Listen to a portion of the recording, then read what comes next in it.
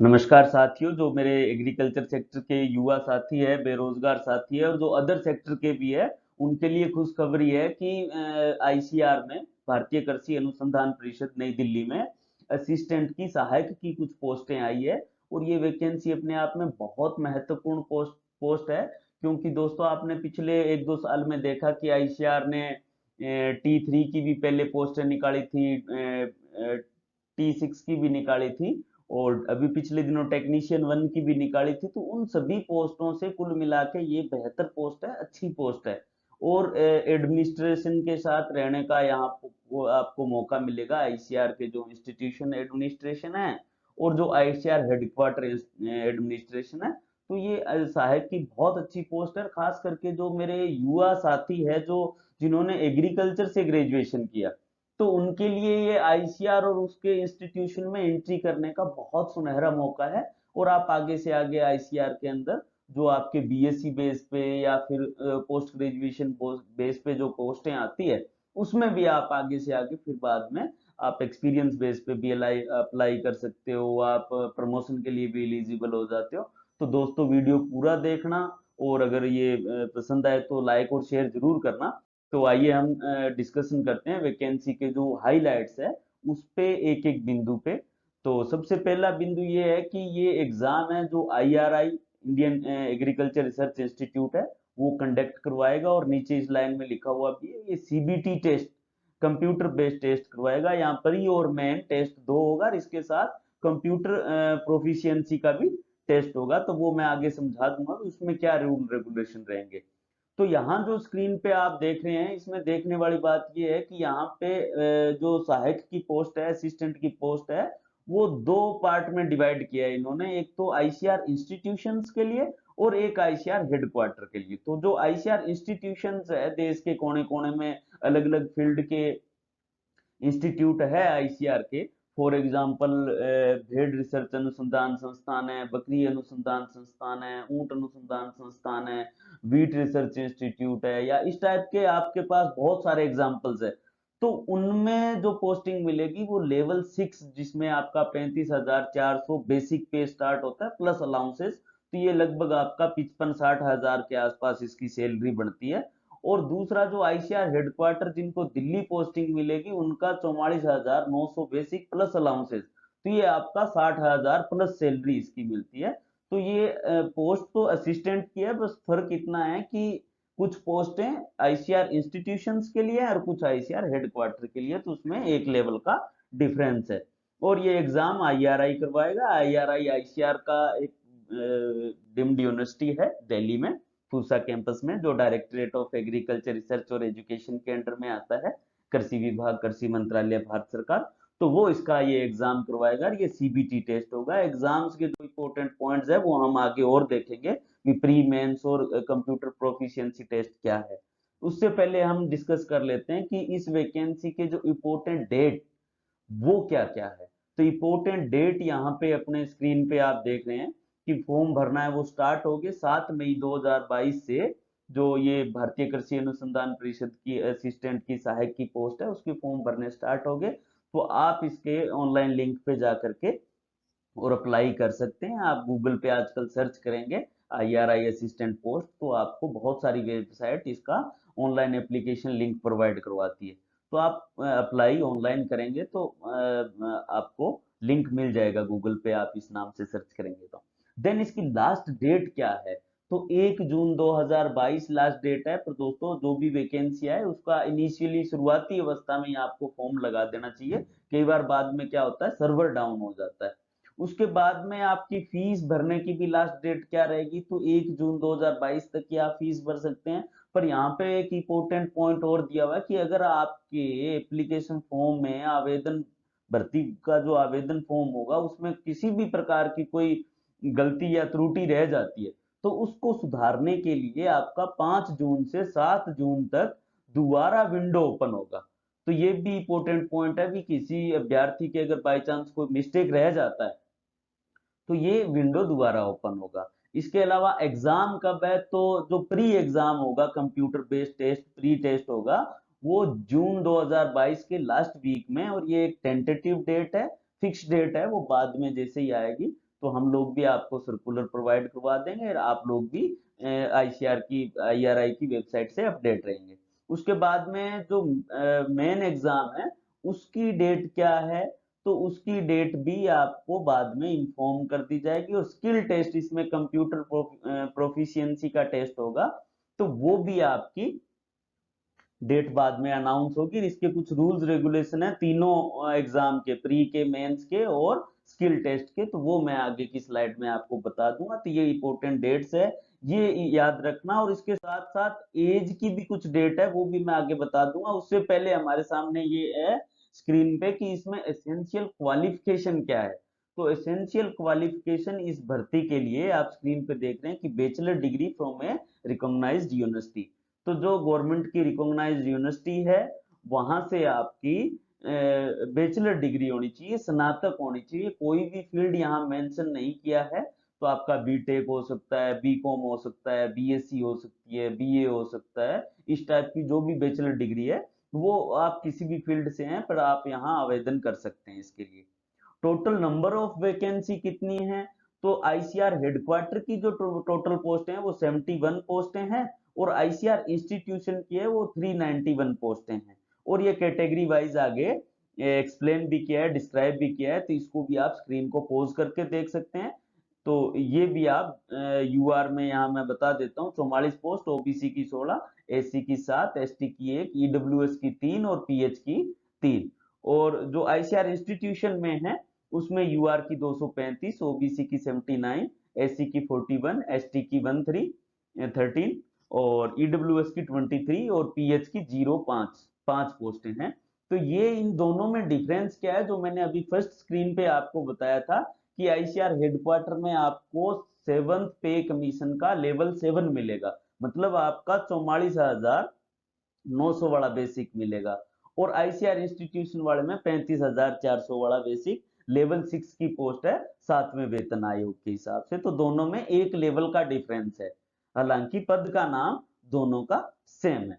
उसके बाद में आगे इंपॉर्टेंट पॉइंट क्या है, तो जो अभी मैंने बताया कि एज कैलकुलेशन। देखिए दोस्तों, इसमें आपका एज कैलकुलेशन है, उसकी जो इंपॉर्टेंट डेट्स है उनको आपको समझना पड़ेगा। और उसके साथ साथ एक चीज और है कि आपके जो ईडब्ल्यूएस के और ओबीसी के सर्टिफिकेट है उसमें भी स्पेशल कंडीशन डाली हुई है, तो वो भी मैं आगे एक स्लाइड में बताऊंगा। तो सबसे पहले ये देख लेते हैं एज कैलकुलेशन। तो यहाँ मिनिमम एज लिमिट आपकी 20 साल होनी चाहिए और मैक्सिमम एज लिमिट आपकी 30 साल होनी चाहिए। और दोनों के लिए जो कट ऑफ डेट है वो, क्योंकि आवेदन की लास्ट डेट 1 जून 2022 है, तो मिनिमम एज कैलकुलेशन ही आप 1 जून 2022 के आधार पे करेंगे। और मैक्सिमम जो 30 साल एज लिमिट है वो भी आप 1 जून 2022 के आधार पर करेंगे। जो ऑलरेडी आईसीआर के जो सर्विस इंप्लॉई है उनके लिए यहाँ पे एज में कुछ छूट है, तो वो 45 साल की उम्र तक भर सकते हैं। और उनकी 45 साल उम्र भी आपकी 45 ईयर एज भी 1 जून 2022 के हिसाब से ही कैलकुलेट होगी।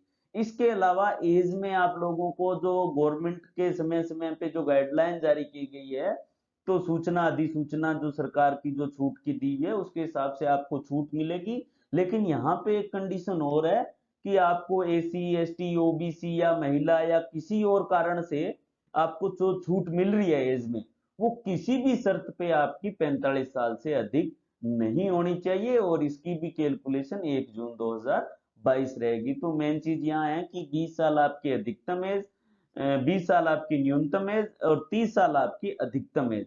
और इसके साथ साथ आपकी जो गवर्नमेंट की सूचना अधिसूचनाओं के हिसाब से जो छूट दे है वो यहाँ भी मिलेगी, पर किसी भी केस में आपकी उम्र है वो 45 से ज्यादा नहीं होनी चाहिए। आवेदन फीस क्या है यहाँ पे, तो आवेदन fees UR OBC non creamy layer और ईडब्ल्यूएस, इसके लिए आपकी एग्जामिनेशन फीस 700 रुपए और रजिस्ट्रेशन फीस 500, टोटल 1200 रुपए आपकी फीस लगेगी। जो एससी एसटी और जो डिसेबिलिटी बेंचमार्क के जो फिजिकल हैंडीकैप जो कैंडिडेट हैं और जो वुमेन कैंडिडेट्स है उनके लिए एग्जाम फीस आपकी नील है, रजिस्ट्रेशन फीस आपकी 500, तो टोटल 500 रुपए। कुल मिला के जो यूआर ओबीसी और ईडब्ल्यूएस के कैंडिडेट्स है वो 1200, और जो अदर कैंडिडेट है उनकी 500 रुपए फीस यहाँ पे लगेगी। इसमें आपकी जो ओबीसी और ईडब्ल्यूएस की शर्त है कि आपका जो जब आपका डॉक्यूमेंट वेरिफिकेशन होगा तब भी अभी आप एक चीज ये श्योर कर लें कि आपका ओबीसी नॉन क्रीमिलियर जो सर्टिफिकेट है वो ऑन एंड आफ्टर 1 जून 2021 1 जून 2021 के बाद में बना हुआ होना चाहिए, या 1 जून 2021 को बना होना चाहिए, या इससे बाद में।